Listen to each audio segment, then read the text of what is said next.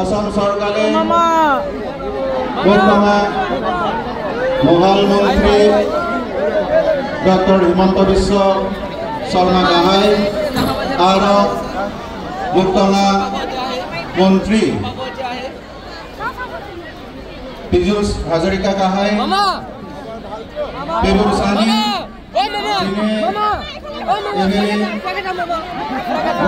ৰমাকান্ত কাহাইৰে কি খাইল আৰ সাই কেলানো পেবুল সাংকুলে মানো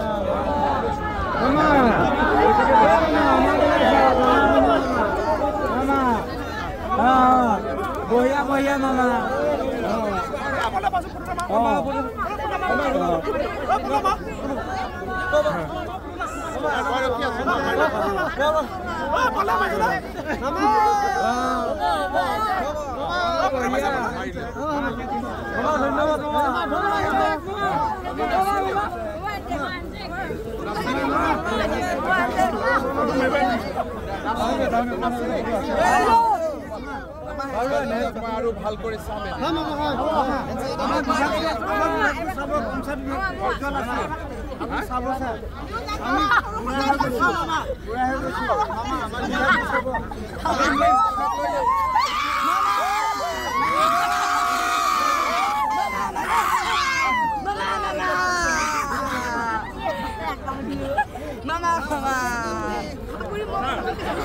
Selfie kam.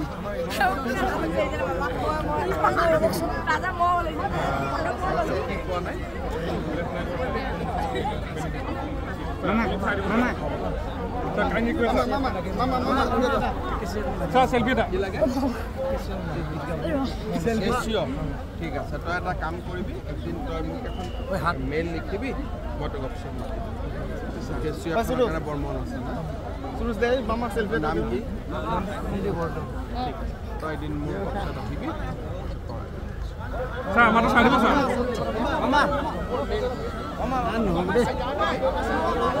আজি তিৱা সাহিত্য সভাৰ অধিৱেশনত ভাগ ল'বলৈ পাই অত্যন্ত আনন্দিত হৈছোঁ।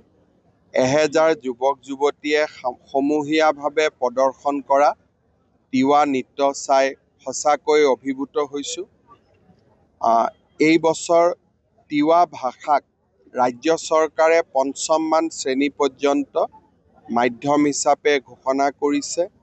মই ভাবোঁ যে ৰাষ্ট্ৰীয় শিক্ষা নীতি অনুসৰি আমি যদি ৫ম শ্ৰেণীলৈ তিৱা ভাষা সাহিত্যক আমাৰ নৱপ্ৰজন্মৰ মাজত আমি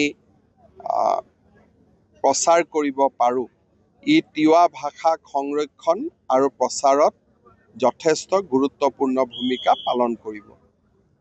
তেখেতসকলে আৰু দুটা মোক প্ৰস্তাৱ দিছিলে, তিৱা ভাষা শিক্ষকৰ নিযুক্তি আৰু চাৰণ বিলৰ সন্মুখত এখন কলাক্ষেত্ৰ।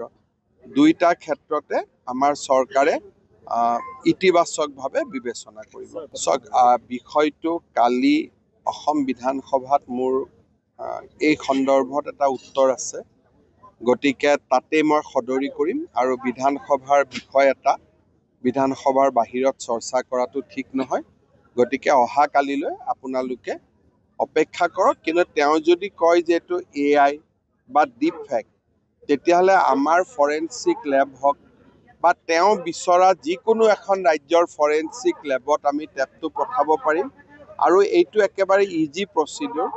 10 to 20 মিনিটছত আমি গম পাই যাম এইটো ডিপ ফেক ভিডিঅ' হয় বা AI জেনেৰেটেড হয়, এইটো লগে লগে গম পোৱা যায়। পঞ্চায়ত ইলেকশ্যন এই দুটা পৰীক্ষাৰ কাৰণে ৰখি থাকিব নোৱাৰিব।